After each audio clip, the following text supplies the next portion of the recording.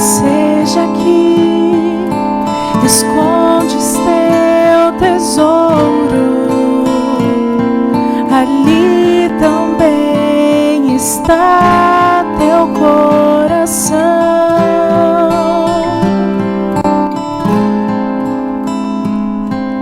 Se aqui na terra o esconderes, ladrões podem roubá-lo, ou podes escondê-lo lá no céu.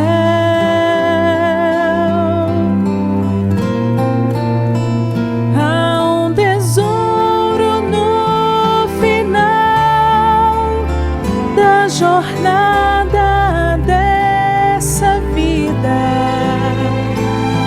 Ele é a razão do meu viver.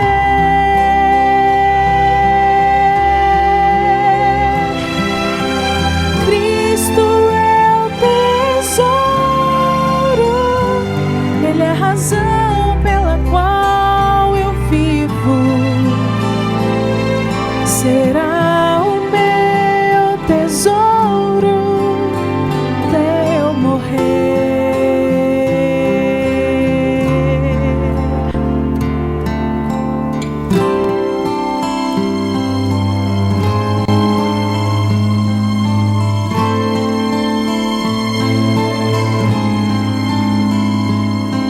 Se pensas hoje onde vais, ou qual será o caminho, existe um mapa para todos nós.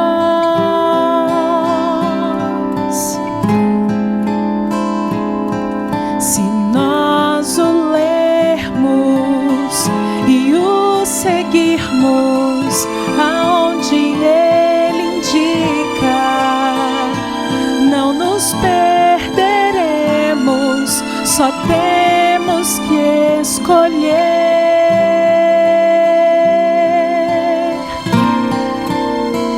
Há um tesouro no final da jornada dessa vida. Ele é a razão do meu viver.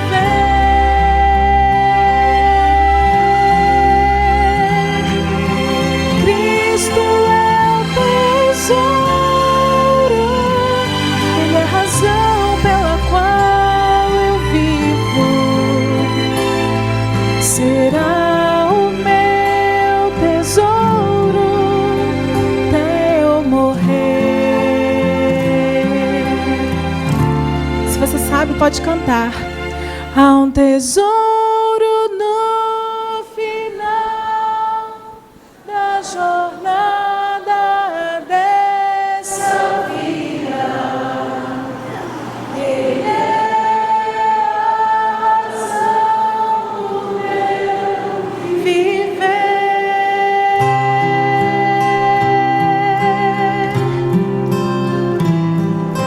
Cristo é o tesouro, Ele é a razão pela qual eu vivo.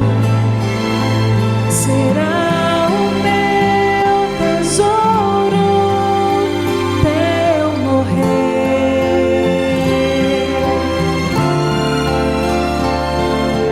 Cristo é meu tesouro até eu morrer.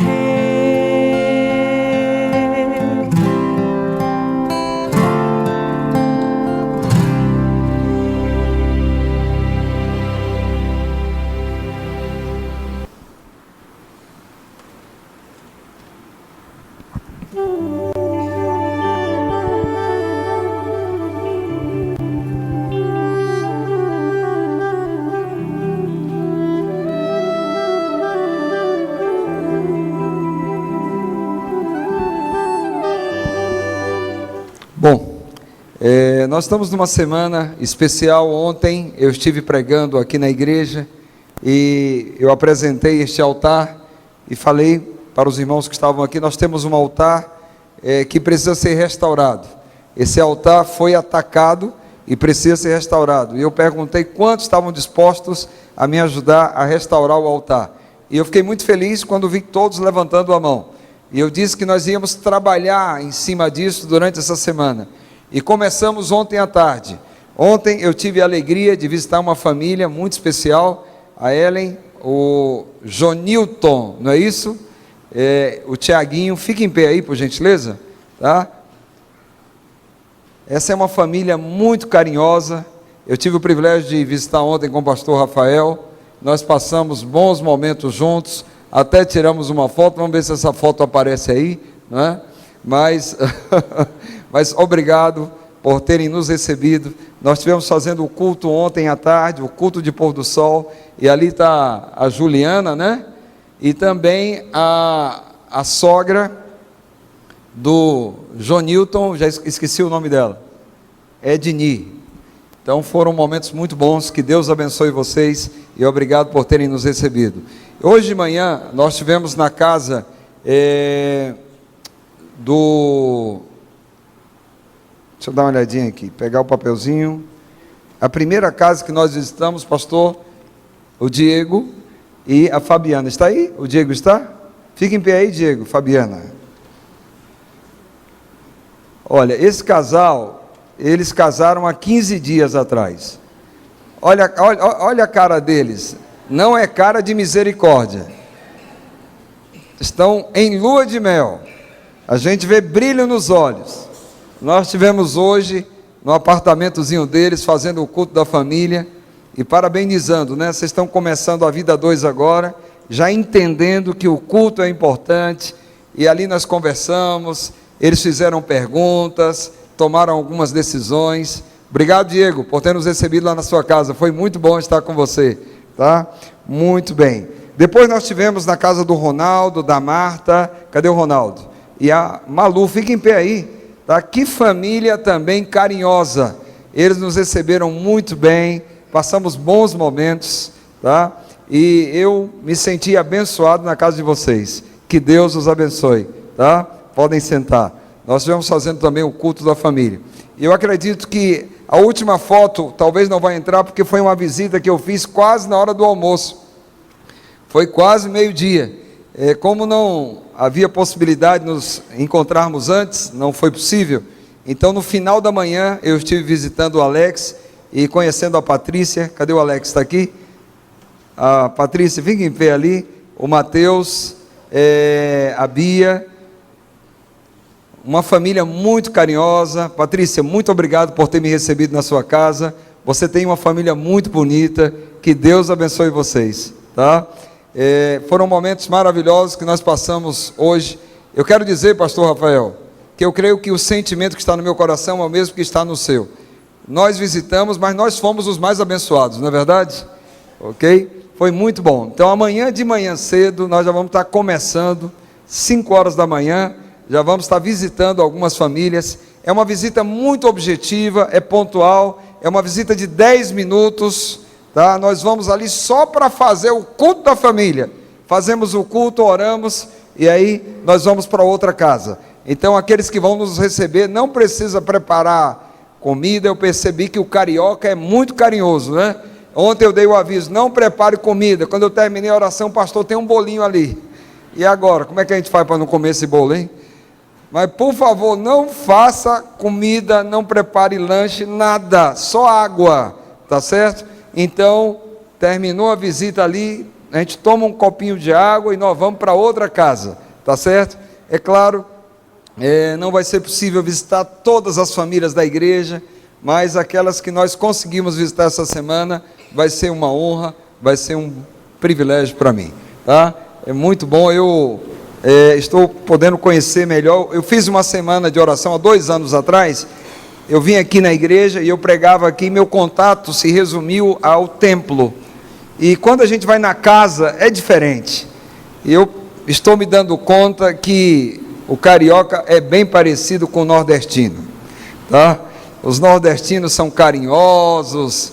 Você vai na casa do nordestino, sair de lá sem comer é difícil, viu? Tá? Você chega ali, ele já quer que você coma, já convida lá para a cozinha, mas realmente foi uma experiência muito boa, os momentos que nós passamos juntos hoje visitando os nossos irmãos. Bom, eu gostaria de explicar um pouquinho para vocês o que é que nós vamos ter sexta-feira à noite. Nós vamos ter sexta-feira à noite um dos momentos mais importantes da semana. Nós vamos orar por isso todos os dias e vamos pedir que Deus nos prepare para este momento. Nós vamos ter uma santa ceia, sexta-feira à noite, ok? E é uma santa ceia em família. Nós vamos preparar aqui uns kits, e esses kits serão consagrados na sexta-feira à noite. A nossa ideia é que você venha sexta-noite aqui para a igreja. Nós vamos entregar um programinha para você escrito. Nós vamos consagrar os kits. Você vai levar e vai realizar a Santa Ceia em casa. Ok? Então, temos todo um programinha que nós vamos explicar. Nós queremos ajudar a resgatar, principalmente, a autoridade do homem, como sacerdote, como líder espiritual de sua casa. Ok? Nós vamos explicar algumas coisas sobre isso durante a semana. Então, nós queremos que os esposos, os pais de família, eles possam ministrar a Santa Ceia para a sua família. Isso vai ser um momento muito especial, ok? Agora, se nós temos pessoas aqui que são solteiras, ou por algum motivo não querem realizar essa Santa Ceia em casa, e desejam realizar aqui, então nós vamos ter uma Santa Ceia também aqui. Nós vamos ter duas Santas Ceias, duas opções para sexta-feira à noite. A opção de você receber um kit que nós vamos preparar com muito carinho, é algo especial, bonito, que vai marcar a história de vocês. Essa ideia de fazer uma Santa Ceia assim, surgiu de algo que Deus colocou no meu coração. Eu sempre estou fazendo Santa Ceia com a igreja, e aí um dia o Espírito Santo disse assim: Geu, você nunca fez uma Santa Ceia para a sua família? E aí um dia eu chamei a minha esposa e a minha filha e disse: nós vamos fazer uma Santa Ceia em nossa casa, sexta-feira à noite. Então eu pude ministrar ali para minha esposa e para minha filha, não na condição de pastor, mas na condição de esposo, na condição de pai e na condição de sacerdote da minha casa. E foi um momento muito especial. Foi um momento em que eu pude abrir o coração para minha esposa, falar como ela era especial para mim. Pude também abrir o coração para minha filha, dizer as coisas que eu apreciava nela, como ela era importante para mim. A minha filha também falou algumas coisas que tocaram profundamente meu coração. A minha esposa, foi um momento que nós pedimos perdão. Então o céu baixou na terra. Aconteceu um Pentecostes na minha casa. Foi algo tão marcante, que eu disse, eu seria muito egoísta se eu não compartilhar isso com a minha igreja. Então um pouco do que eu vivi na minha casa, nós vamos viver sexta-feira à noite, e nós vamos orar a semana toda por isso. Vocês me ajudam? Para que Deus nos prepare. Se tem alguém, claro, não pastor, eu vou fazer na igreja mesmo, não tem problema, você vai participar aqui da igreja conosco. Mas aquelas famílias que querem receber esse kit especial, eu vou dar mais informações ao longo da semana. Então você vai precisar dar o nome para a Eunice. A Eunice é a secretária da igreja, e você vai dizer, Eunice, lá na minha casa são 4 pessoas, então ela vai preparar o pão, e o suco de uva, e o kit para 4 pessoas. Lá na nossa casa são 2, ela vai preparar para 2, então nós vamos preparar kits personalizados, e nós vamos entregar na sexta-feira à noite, ok? Tá bom? Então esse vai ser um momento muito importante, e nós vamos orar a semana toda por esse projeto. Bom, vamos fazer uma oração. Nós vamos entrar no estudo da Bíblia agora, mas antes vamos fazer uma oração sentados como estamos. Grande Deus, eu te agradeço por estar aqui com os meus irmãos da Igreja Adventista de Niterói. Hoje foi um dia especial. Comecei o dia cedinho com o pastor Rafael, visitando algumas famílias. E Senhor, como eu mencionei aqui para os meus irmãos, eu fui o mais abençoado. Eu te louvo pelas famílias dessa igreja, pela maneira tão carinhosa com que eles nos recebem aqui. Eu estou orando por essas famílias, pedindo que sobre elas o Senhor manifeste teu poder e a tua glória. Sabemos que no mundo imperfeito não existe nada perfeito. Essa terra não é o céu. Todos nós temos lutas, dificuldades, necessidades. E Senhor Deus, eu intercedo por essas famílias. O Senhor sabe as lutas, as dificuldades, os anelos que existem no coração. O Senhor é o nosso Pai. O Senhor é Deus Todo-Poderoso. Ó Deus, supre as nossas necessidades. Toma os pedidos que nós temos e transforma estes pedidos em agradecimentos e louvor ao teu nome. Nós oramos também pela Santa Ceia, sexta-feira à noite. Que o Senhor nos prepare, que o Senhor coloque uma unção especial sobre tudo que está sendo organizado, planejado, que quando sairmos sexta-feira daqui, da igreja, possamos dizer: eu vi a glória de Deus.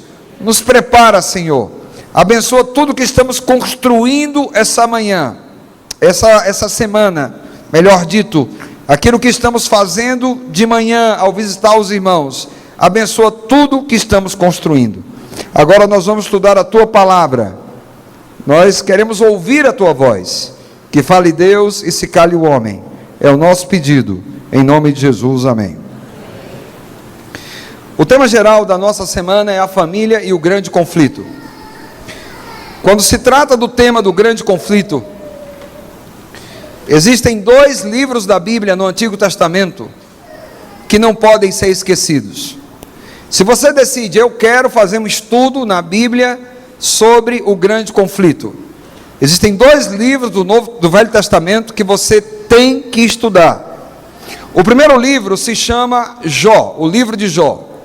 O livro de Jó é o livro mais antigo da Bíblia, foi o primeiro livro a ser escrito. Na faculdade de teologia, nós dedicamos um semestre para estudar o livro de Jó. É o livro do Antigo Testamento que mais lança luz sobre o tema do grande conflito.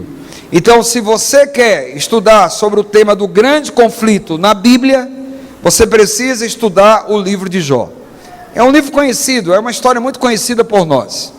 Você vai encontrar no primeiro capítulo do livro de Jó, Satanás se apresentando diante de Deus. Ele está com raiva, ele está chateado, e a razão da raiva, da chateação de Satanás, é que existe uma família na terra que serve a Deus, uma família que ama a Deus sobre todas as coisas.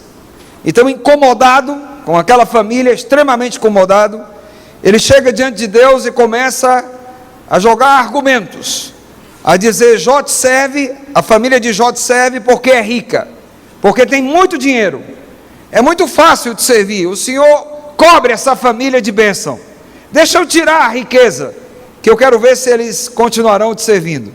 E vocês conhecem a história, Deus permitiu, Jó perdeu tudo, e quando Jó descobre que não tem mais nada, que está pobre, o que ele faz? Ele rasga as suas vestes, ele se ajoelha no chão e diz: nu saí do ventre da minha mãe, nu voltarei para a terra. O Senhor Deus deu, o Senhor Deus tomou, bendito seja o nome do Senhor. O diabo fica meio desorientado, mas mesmo assim ele não desiste. Com mais raiva ainda, ele chega diante de Deus e diz: Jó te serve porque ele tem saúde, pele por pele, carne por carne, osso por osso, o homem dará tudo pela sua saúde. Deixa eu tocar no corpo dele, que eu quero ver se ele vai continuar te servindo. E Deus diz: tudo bem, toca, mas não tira a vida. Como a única restrição que Deus estabeleceu foi essa, não tira a vida, então a única coisa que o diabo não fez foi tirar a vida, mas o resto, ele arrebentou com Jó. A Bíblia diz que nasceram tumores, esses tumores começaram a estourar. O fato é que Jó começou a apodrecer em vida. A sua situação ficou tão calamitosa, que a mulher dele olha para ele e diz: você está podre, amaldiçoa a Deus e morre. Ele olha para ela e diz: você fala como uma louca, porque ainda que ele me mate, nele eu esperaria. Em outras palavras, Jó está dizendo: eu estou com Jesus Cristo e não abro, eu estou com Deus e não abro, com dinheiro ou sem dinheiro, com saúde ou sem saúde, com esposa ou sem esposa, eu continuo com meu Deus. O livro de Jó, ele vai apresentar aspectos muito interessantes do grande conflito. Mas hoje o meu tema não é o livro de Jó. Eu fiz apenas uma introdução. O que eu quero falar hoje para vocês é sobre outro livro. É o segundo livro, que para mim é uma amostra grátis do livro de Jó. O segundo livro, ele é pequenininho, ele tem apenas 10 capítulos. O livro de Jó tem 42 capítulos. O segundo livro, ele completa, ele soma a nossa compreensão do grande conflito, e ele amplia. Então a mensagem desse segundo livro completa, soma e amplia a mensagem que diz respeito à nossa compreensão do grande conflito. Nós vamos abrir esse livro, é o livro de Esté. Esté é vizinha de Jó. Você vai encontrar o livro de Esté ao lado do livro de Jó, e Jó está ao lado do livro de Salmos. Então antes de Salmos você tem Jó, e aí antes do livro de Jó você vai encontrar o livro de Esté. O livro de Esté, ele trata do tema do grande conflito, mas ele vai apresentar o grande conflito em uma perspectiva um pouco diferente. Ele amplia um pouco a nossa visão quando nós unimos o livro ao livro de Jó. Eu quero começar lendo com vocês Esté capítulo 4, versículo 1, versículo 2 e versículo 3. Esté capítulo 4, versículo 1, 2 e 3. Quando Mardoqueu soube tudo quanto havia sido feito, Mardoqueu rasgou as suas vestes, vestiu-se de saco e de cinza, e saiu pelo meio da cidade e clamou com grande e amargo clamor. Chegou até diante da porta do rei, porque ninguém vestido de saco podia entrar pelas portas do rei. Versículo 3. E em todas as províncias aonde a palavra do rei e sua lei chegava, havia entre os judeus grande luto, com jejum e choro, lamentação, e muitos estavam deitados em saco e em cinza. Aqui o livro de Esté está começando, e nós encontramos um personagem, o nome dele é Mardoqueu. Mardoqueu é o servo de Deus, um homem que teme a Deus, um homem que vive para a glória de Deus, um servo de Deus admirável. Mas no início do livro você encontra o servo de Deus como? Ele está abatido, ele está angustiado, o clamor é de tristeza. E aqui eu faço uma pergunta: servo de Deus se angustia? Sim? Você já viu algum servo de Deus desanimado? O servo de Deus fica desanimado? Servo de Deus fica triste? Servo de Deus fica angustiado? Eu fico triste, eu fico desanimado, mas eu não vivo desanimado, eu não vivo triste. Eu fico angustiado, mas eu não vivo angustiado. Os servos de Deus mencionados na Bíblia são seres humanos como nós, que têm as mesmas debilidades de todos nós. O servo de Deus algumas vezes fica angustiado, fica triste por situações que acontecem, que ele não consegue compreender, que ele não consegue explicar. E aqui você vai encontrar o servo de Deus, ele está angustiado, ele está triste, humilhado. E por quê? Porque ele foi condenado, mas não à prisão, ele foi condenado à morte. E o motivo? Simplesmente porque ele era judeu.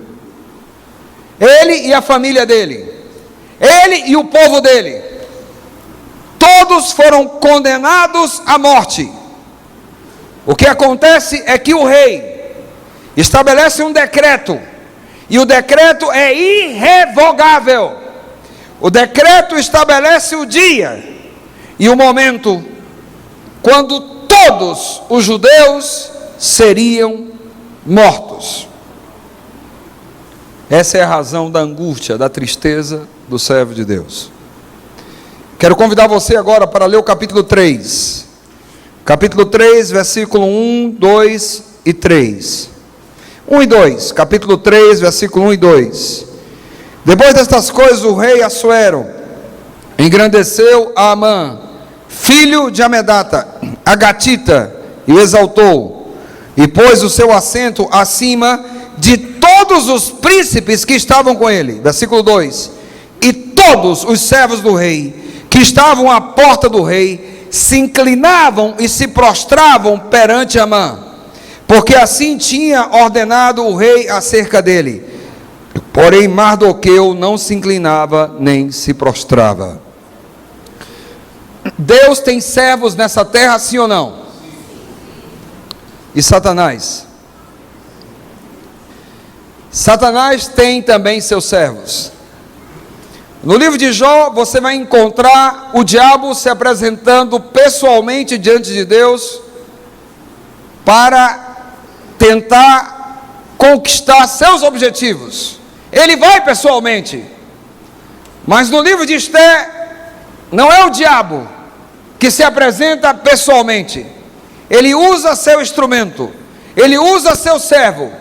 É importante que isso esteja muito claro. No grande conflito, Deus tem seus servos, e o diabo também tem seus servos.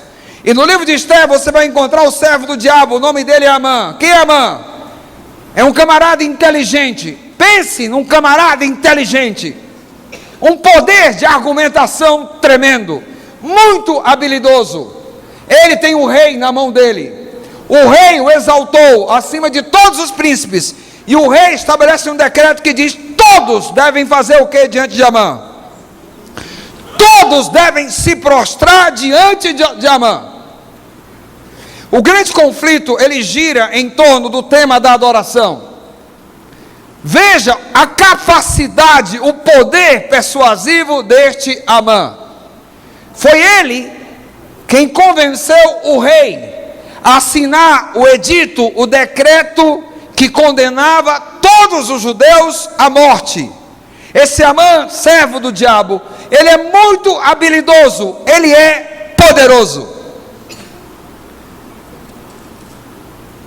Está começando o livro. No início do livro você vê o servo do diabo sendo o quê? O servo do diabo exaltado, e o servo de Deus humilhado. É assim que começa o livro. Mas eu já antecipo uma das conclusões. Na vida do servo de Deus, o que importa é o final da história. Amém? Amém. O livro de Esté, ele vai mostrar isso para mim e para você. Não importa o momento que você está vivendo agora. Pode ser que nessa noite nós tenhamos alguém aqui que está sendo afrontado, atacado e humilhado pelo inimigo. E olha para os servos do inimigo e parece que eles estão na vantagem.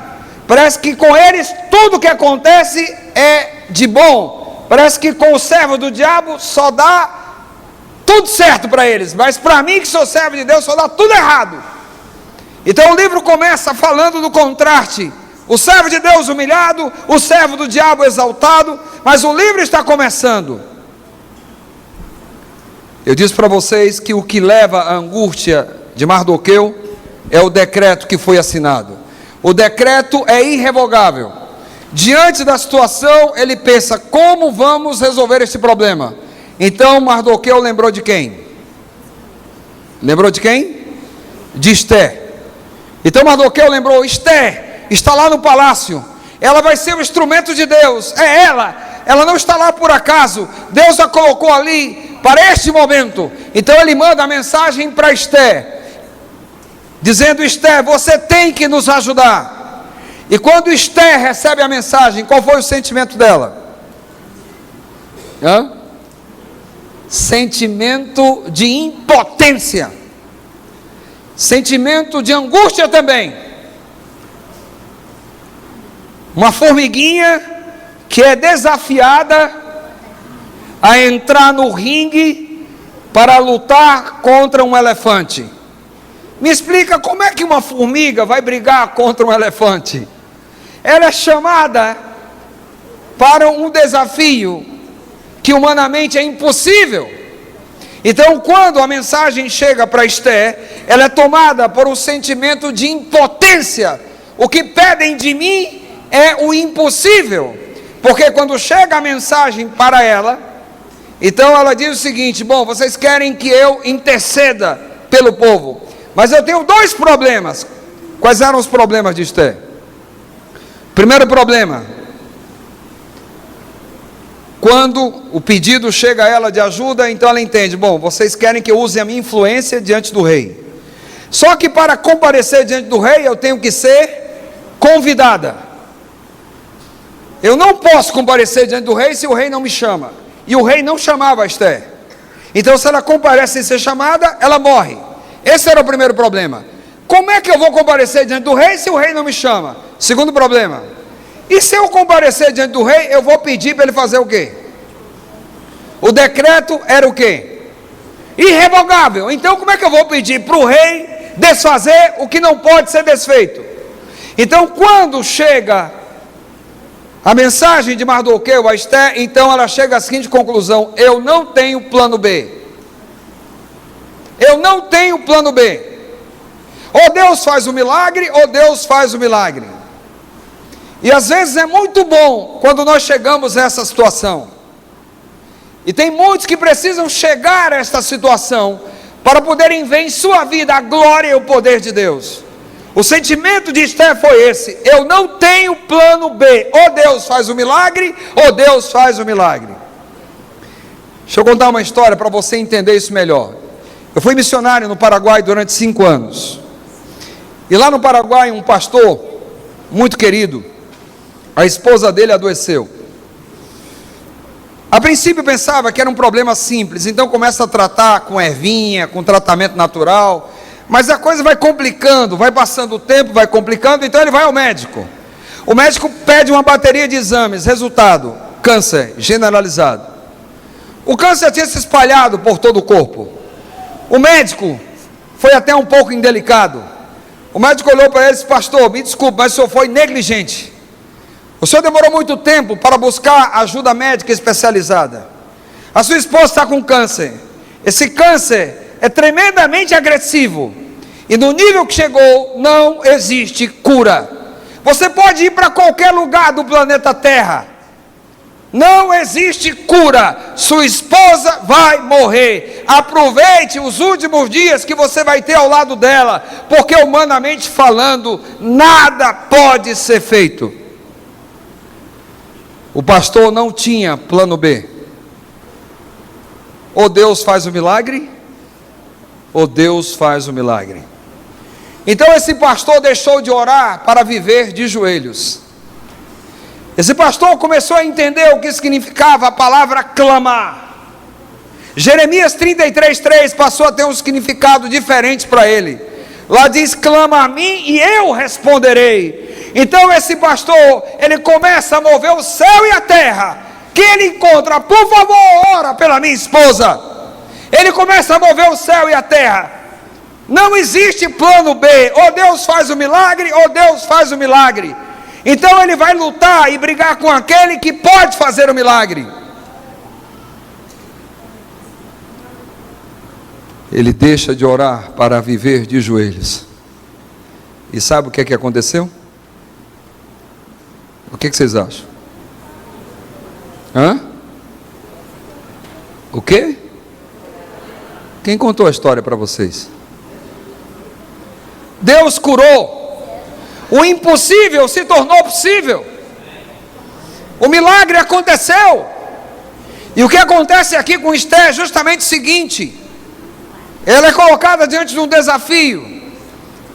E diante daquele desafio, ela compreende: ou Deus faz o milagre, ou Deus faz o milagre. Vamos ler o capítulo 4, versículo 16 e 17.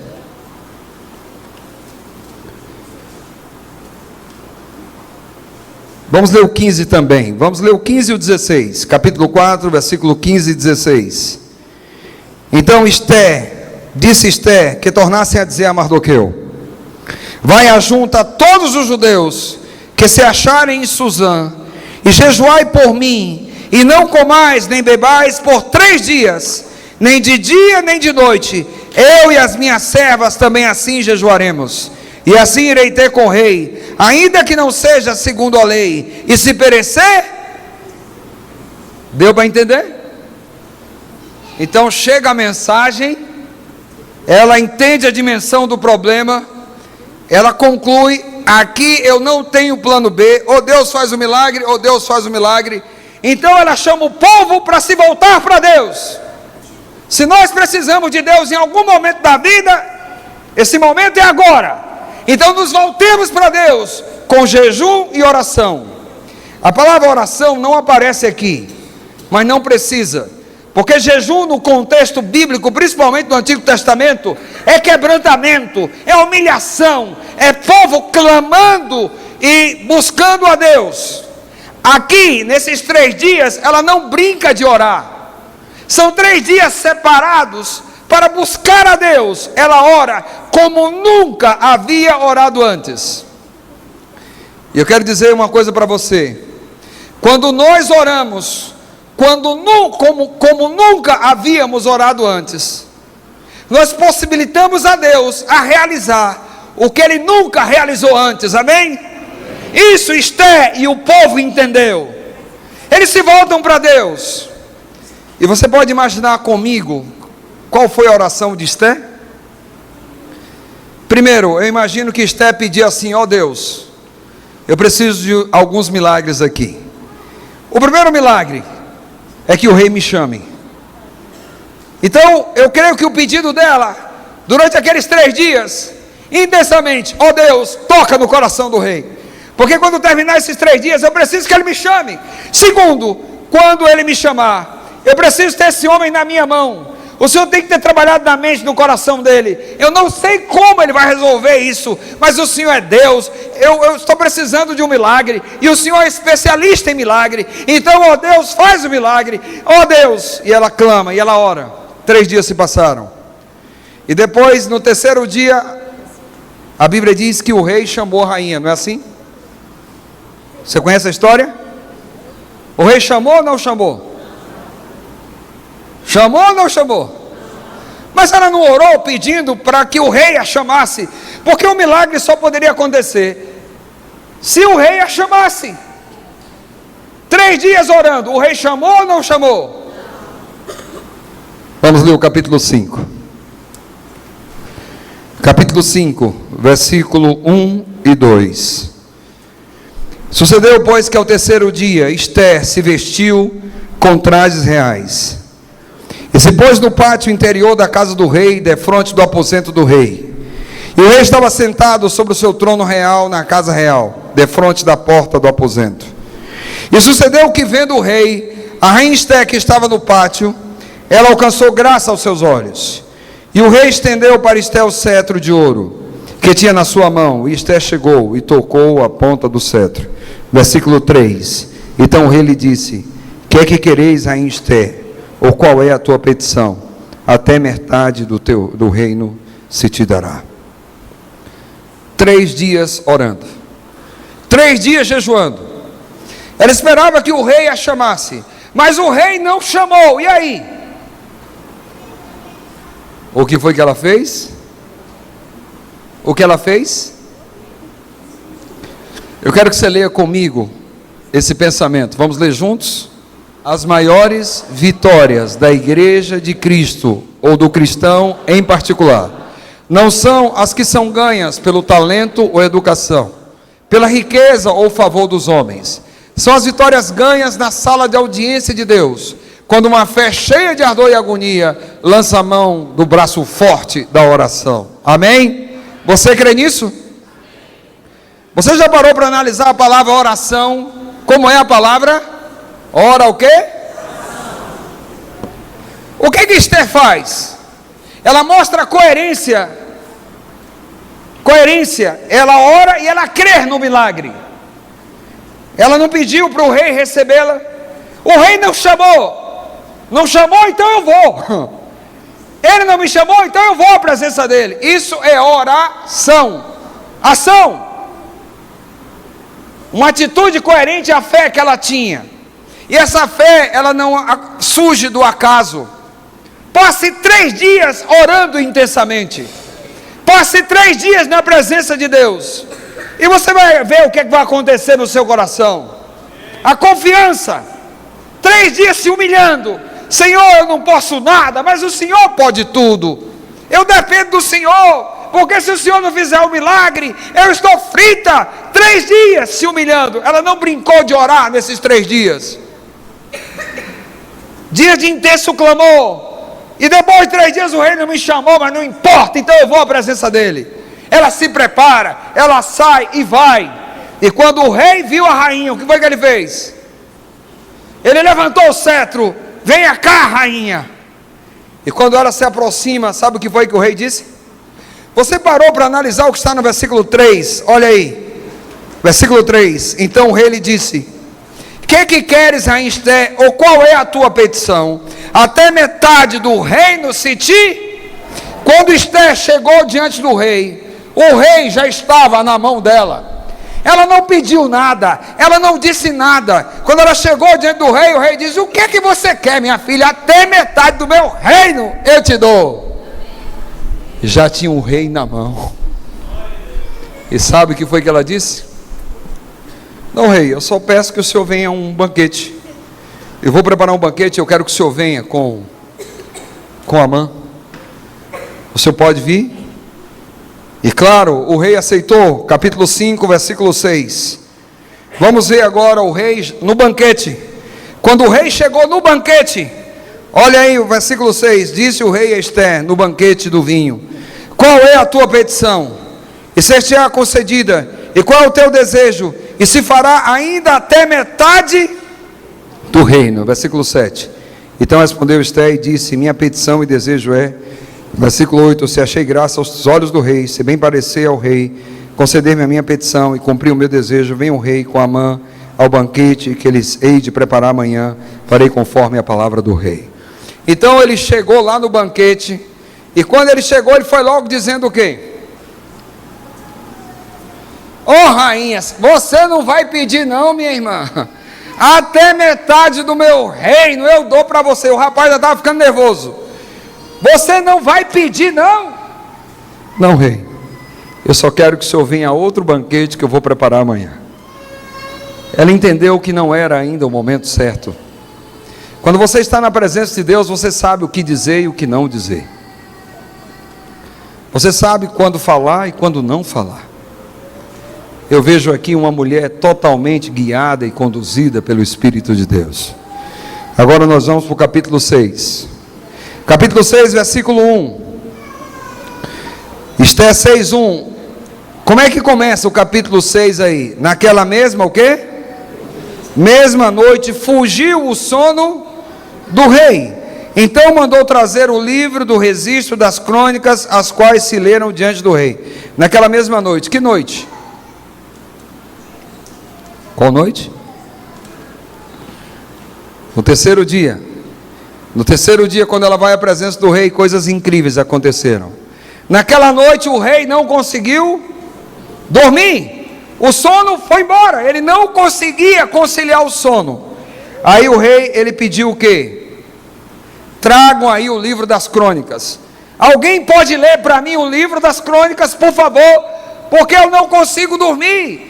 Para que quem sabe aí, escutando as histórias deste livro, me venha o sono. Vamos ler o versículo 2, versículo 3 também, versículo 4, vamos ler. Capítulo 6, versículo 2. E achando escrito que Mardoqueu tinha denunciado Bigtã e Teres, 2 dos camareiros do rei, da guarda da porta, que tinham procurado lançar a mão do rei Assuero. Então disse o rei: que honra e distinção se deu por isso a Mardoqueu? E os servos do rei que ministravam junto a ele disseram: coisa nenhuma se lhe fez. Versículo 4. Então disse o rei: quem está no pátio? E Amã tinha entrado no pátio exterior da casa do rei, para dizer ao rei que enforcassem a Mardoqueu na forca que ele tinha preparado. Versículo 5. E os servos do rei lhe disseram: eis que Amã está no pátio. E disse o rei que entrasse. Versículo 6.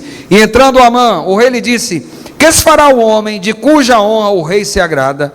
Então Amã disse no seu coração: de quem se agrada o rei para lhe fazer honra mais do que a mim? O que aconteceu no capítulo 6? Naquela noite o rei, ele não consegue dormir. Então ele pede com que os eunucos lá leiam o livro das crônicas. E aí o eunuco está lendo e de repente aparece o nome Mardoqueu. E uma história que está registrada ali. E aí esse Mardoqueu aí salvou a minha vida, não é verdade? E o eunuco, sim, ele salvou a sua vida. E o que é que eu fiz por esse homem? Que honra eu dei a ele? Naquele momento, quando o rei faz essa pergunta, ele escuta um barulho. Qual é o barulho? Ele escuta o barulho de alguém que está chegando. E ele para e pergunta: quem está chegando? É Amã. Amã que está chegando. Então manda Amã entrar. E Amã entra. Quando Amã comparece ali diante do rei, então o rei diz: Amã, tem um homem aqui nesse reino que eu quero honrar, mas eu quero honrar com força. Eu quero dar um presente, não pode ser qualquer presente, então eu quero que você escolha o presente. Aí Amã pensou o quê? Este homem sou eu. O rei gosta tanto de mim que ele quer que eu escolha o meu próprio presente. Esse pecador miserável, ele se considerava a última Coca-Cola do deserto. Então ele pensa que o presente é para ele. Então eu vou escolher meu presente. Não pode ser qualquer presente. Então o que ele pede? É o seguinte aí: você quer honrar um homem assim com força mesmo? É com força mesmo. Então você vai fazer o seguinte: um cavalo que só você monta. Você vai pegar o cavalo real. Uma roupa sua, um traje real. Uma coroa sua, coroa real. Então você vai colocar o traje real nesse homem, a coroa, sua coroa na cabeça dele. Você vai colocar esse homem no cavalo, o cavalo real que só o senhor monta. O senhor vai escolher um homem, um príncipe de seu prestígio. Esse homem vai sair puxando o cavalo no meio da cidade e gritando assim: esse é o homem que o rei quer honrar. Quando ele disse isso, o rei: que ideia brilhante, você é fantástico, você vai fazer isso com Mardoqueu.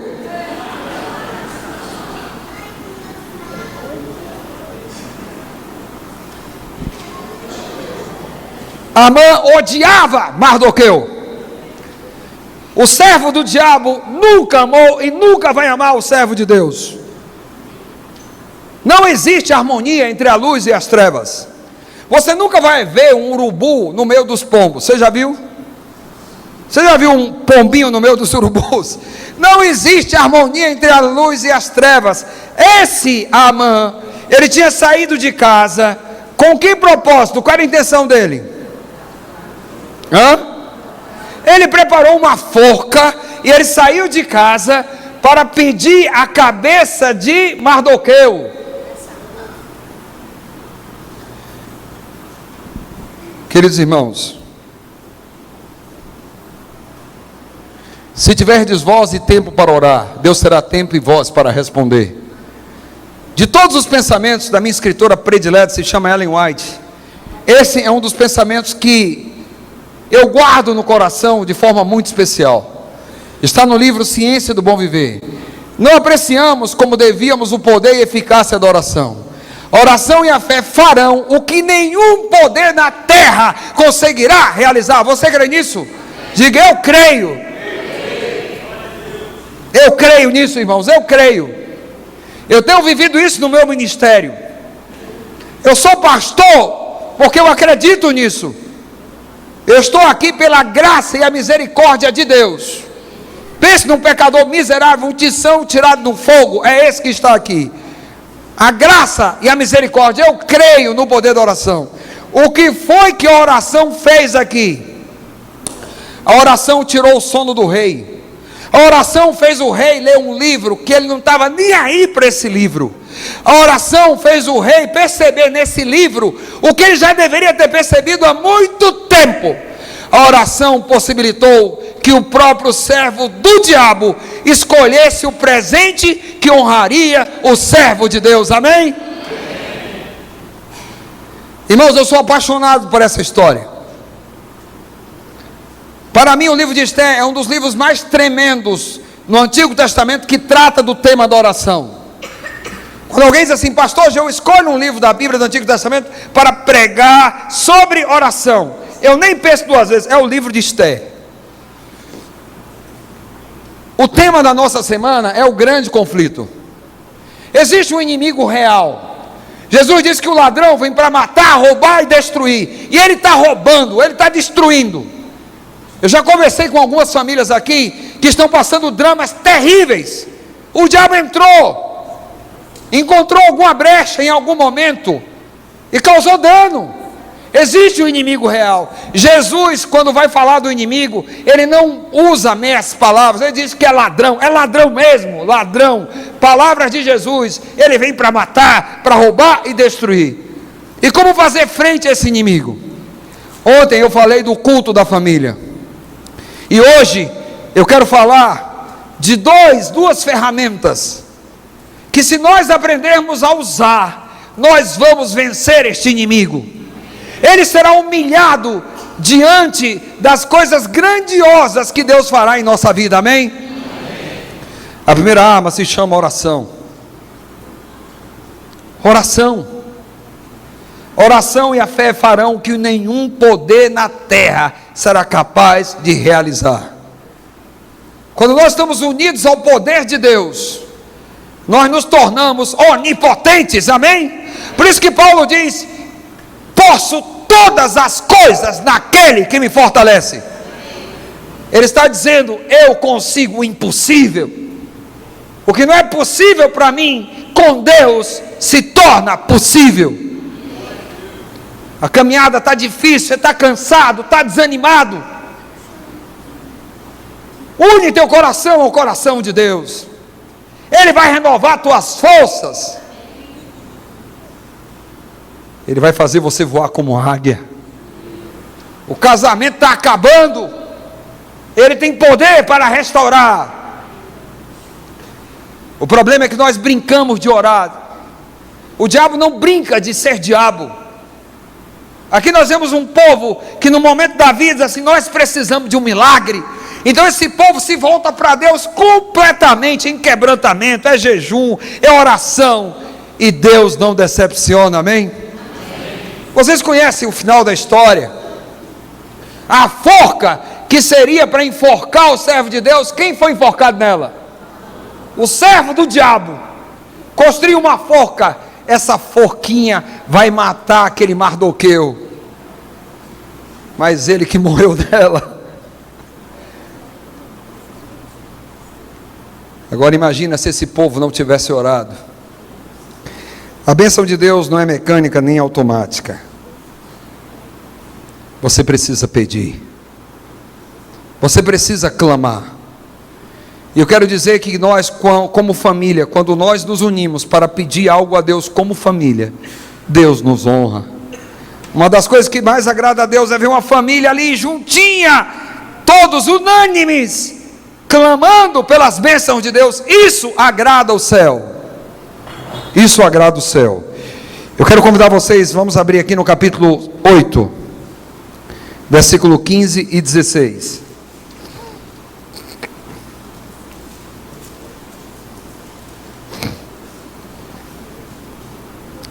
Esther capítulo 8, versículo 15 e 16. Diz assim: então Mardoqueu saiu da presença do rei, converte real. Ele saiu da presença do rei como?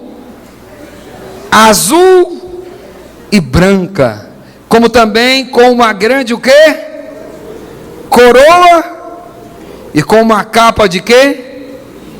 E púrpura. E a cidade Suzã exultou e se alegrou. Versículo 16. E para os judeus houve luz, alegria, gozo e honra. Amém? O que importa na vida do servo de Deus é o final da história. Se o negócio está feio, está brabo, parece que você está perdendo de 7-1, já viu esse número? No segundo tempo, faltam 5 minutos para acabar o jogo, você já está entrando em desespero, já perdeu a esperança. Se volta para Deus, porque o que é impossível, Deus tornará possível. Esse Deus tem o controle, Ele está acima de tudo e acima de todos. O nosso Deus é Deus. Mas você pode dizer, pastor, isso aí é lá no passado, é no Antigo Testamento. Hoje nós estamos em 2017, tudo é diferente. Será que é assim mesmo? Coloca esse vídeo aí. Nós vamos terminar agora. Amém, irmãos? Eu vou terminar, irmãos. Vocês vão para casa dormir. Amanhã começa o dia cedo. Preste atenção nesse vídeo aí. Milagres atuais.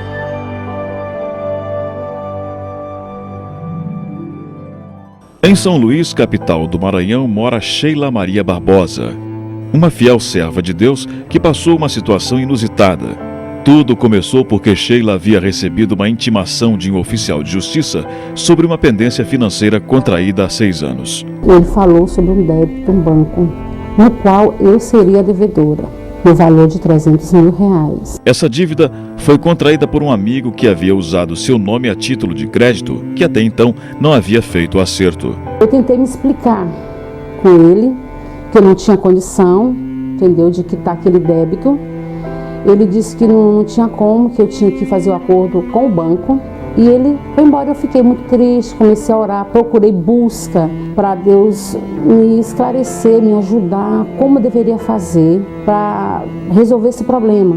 Fiz uma jornada espiritual de 7 dias, de jejum e oração. Nesta busca, já à noite, algo importante e extremamente marcante aconteceu. Eu escutei o telefone tocar. Aí eu vim mais depressa para saber o que era. Já se passava das 10h30 da noite. Eu fiquei assustada. É alguma coisa, é uma urgência. Quando eu atendi o telefone, a pessoa do outro lado se identificou como uma funcionária da Caixa. Uma voz muito mansa, muito delicada. Você tem que ir na Caixa amanhã para resolver um assunto do seu interesse. Não falte, ela repetiu 3 vezes, não falte, por favor. Aí eu desliguei o telefone, fui pro meu quarto e orei. Senti uma paz tremenda, eu senti realmente que Deus tinha tomado a posição de soberano na minha vida. Aí de madrugada, eu tive um sonho. A pessoa me despertava e dizia: Sheila, você pega R$330 e vá ao banco. Lá você verá o que vai acontecer. Mas antes de ir ao banco, Sheila precisava do valor mencionado no sonho, dinheiro este que ela não possuía. Abri a minha loja às 7h30 da manhã. Nesse dia, eu não vendi 10 centavos, até o meio-dia. Aí a minha filha grita: mamãe, tem uma moça aqui querendo falar com a senhora, um cliente. Entrou na loja, foi tirando as coisas da prateleira e colocando em cima do balcão, assim, com uma rapidez que eu fiquei assim, admirada com aquilo. Aí ela disse: eu quero isso, eu quero isso, eu quero isso, eu quero isso. E quando eu fui somar, para minha surpresa, deu R$330. No mesmo instante, Sheila se dirige ao banco conforme a ligação e fica surpresa com a reação da atendente ao perceber que ela não tinha o documento necessário, impossibilitando assim a negociação do débito. Ela insistiu, dizendo a verdade. O banco me ligou para que eu viesse aqui resolver um problema de um débito que eu não sabia que eu tinha esse débito. E eu estou aqui para a gente resolver, ver o que é. Ela disse: eu lhe afirmo que o banco não ligou para você. Porque eu sou a coordenadora da campanha e eu lhe afirmo que o banco não ligou para ninguém, senhora. Você está vendo esse pessoal todo que estão aí sentado? Olhe para a mão deles. Todos eles têm carta. Aí o gerente viu o tumulto e veio, perguntou o que estava acontecendo. E ela disse: essa senhora está com uma história que o banco ligou para ela, aonde o banco não ligou. Eu disse: pois eu lhe afirmo, não desisti. Eu sou uma adventista do 7º dia. Eu estou aqui porque eu creio num Deus. E eu quero honrar esse Deus com a minha verdade. Aí ele virou para mim, olhou bem firme nos meus olhos e disse: atenda ela. Aí eu perguntei para ela: qual é o valor que eu vou pagar esse documento? Ela: o que você tiver no bolso. Aí eu disse: eu queria só pelo menos saber o que foi que eu paguei. Ela disse: você pagou o seu débito de R$300 mil. Você pagou com R$330. Eu glorifiquei ao meu Deus e não tive medo de dar glória para que todos ouvissem que quem é humilhado, com Deus é exaltado. Com uma fé tão grande, Sheila nos deixa uma certeza. Vale a pena não só confiar, vale a pena amar esse Deus. adorar esse Deus. Isso vale a pena. É um Deus que faz milagres. Assim como na história de Sheila, hoje Deus continua o mesmo, desenvolvendo a nossa fé, realizando milagres atuais. Essa irmã Sheila, lá do Maranhão, uma pessoa muito simples, mas que tem experiência com Deus. Diante da provação, diante do problema, ela entendeu aqui, não existe plano B. Ou Deus faz o milagre, ou Deus faz o milagre. Ela entra em campanha de jejum e oração. E o milagre aconteceu. Eu termino a minha mensagem nesta noite, e eu quero fazer uma oração especial. Essa oração não é para todo mundo. Essa oração vai ser para um grupo específico. Eu sei que todos aqui têm problemas, todos têm dificuldades. Eu mencionei no início que no mundo imperfeito não existe nada perfeito, essa terra não é o céu. Hoje eu disse, visitando uma família, eu disse, a minha família é perfeitamente imperfeita. Então, nós não somos perfeitos, temos lutas, temos dificuldades, mas eu quero fazer uma oração especial por alguém que está passando um momento muito difícil. É possível que nós tenhamos alguém aqui que está levando um fardo, mas já não aguenta mais, está no limite, está passando um momento muito difícil, está dizendo para Deus, Senhor, eu já não aguento, eu estou no limite, eu preciso de uma intervenção, eu preciso de um milagre, eu creio no teu poder, e eu quero fazer compromisso com oração. Eu quero sair esta noite daqui com o propósito de orar mais, de buscar mais a tua presença. Eu vou fazer um plano de jejum, eu quero estar na tua presença, eu preciso de um milagre. Então você está entendendo? Eu não vou orar, não é por todos, essa oração é específica, por aquele que está passando um drama, um problema muito grande, está carregando um fardo e já não aguenta mais, está no limite, está dizendo para Deus, Senhor, já não suporto, preciso de um milagre, de uma intervenção agora. Existe alguém? Eu quero que venha aqui. Essa é uma questão muito pessoal, você sabe da sua situação. Eu quero fazer uma oração específica por aquele que está passando um momento muito difícil na vida, está no limite, está dizendo para Deus, Senhor, já não aguento, eu preciso de uma intervenção e de um milagre agora. Ao mesmo tempo que você está vindo aqui para apresentar seu problema a Deus, eu lhe desafio a fazer compromisso com Deus, compromisso com oração. Eu disse que hoje à noite eu apresentaria 2 elementos. Primeiro é a oração, o segundo é o jejum. Eu quero fazer um desafio a vocês, a toda a igreja, agora é para todo mundo. Eu gostaria de ter essa semana pelo menos 7 pessoas jejuando comigo. Cada dia, pelo menos 7, pode ser mais, mas no mínimo 7. Esse jejum pode ser um jejum de frutas. Você vai comer só fruta durante o dia. Se não dá para ser as 3 refeições, pelo menos uma, ou pelo menos 2, porque o que significa jejum? Jejum é abstenção total ou parcial de alimento. Então todos podem jejuar, dentro da sua condição. Pode ser uma refeição, podem ser 2, podem ser 3. Então eu preciso de cada dia ter pelo menos 7 pessoas jejuando e orando. Eu vou formar uma corrente de oração com esse grupo, cada dia. Então eu queria que você escolhesse um dia da semana, Se puder jejuar 2 dias, tudo bem, 3 dias, não tem nenhum problema. Eu já queria fazer o desafio para amanhã. Tem alguém que se anima a me acompanhar amanhã? Pelo menos 7, amém. Então eu vou fazer uma oração agora. Depois da minha oração, ao terminar o culto, eu quero que os que vão jejuar amanhã permaneçam. Eu quero ter 3 minutinhos com vocês, eu vou dar algumas orientações, ok? Então, meus irmãos, todos aqui têm problemas e dificuldades, como eu já mencionei, mas aqui na frente, nós temos irmãos que estão passando dramas. Deus conhece, e eles estão precisando das nossas orações. Vocês se comprometem a orar comigo? Vamos abençoar nossos irmãos. Deus sabe o que está no coração deles, a luta que eles estão enfrentando, e nós vamos apresentar a Deus, não somente agora, mas vamos apresentar durante toda a semana. Aqueles que puderem se ajoelhar, vamos ajoelhar e nós vamos falar com Deus.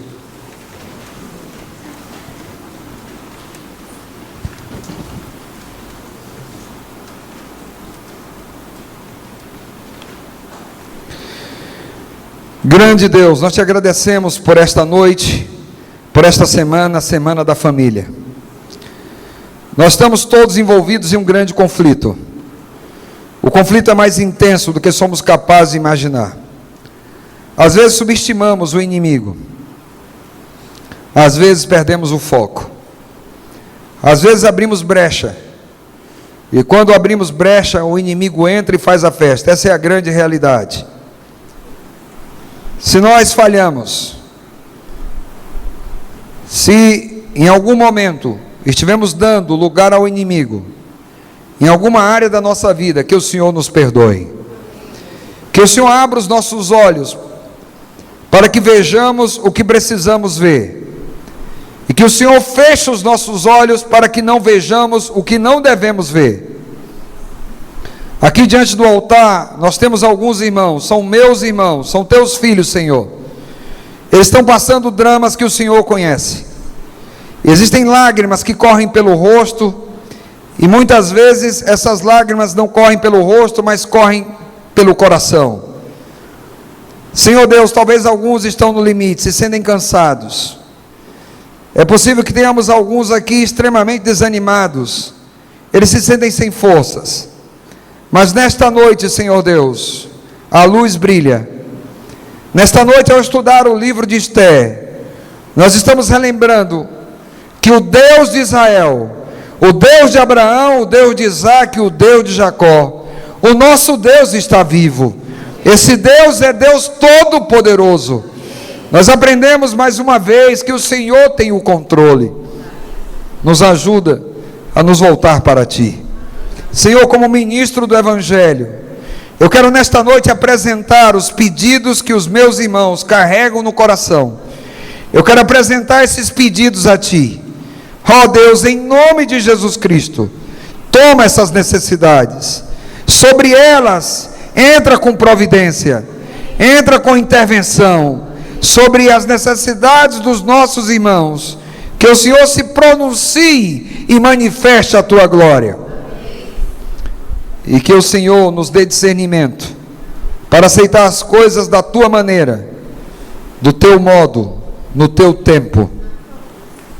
Que o Espírito Santo coloque fogo no nosso coração, que elimine a incredulidade, a dúvida, o medo, que nos encha da Tua graça, que nos encha do Teu poder. Eu entrego essas famílias aqui representadas em Tuas mãos e fazemos isso no nome de Jesus. Amém. Amém. Amém.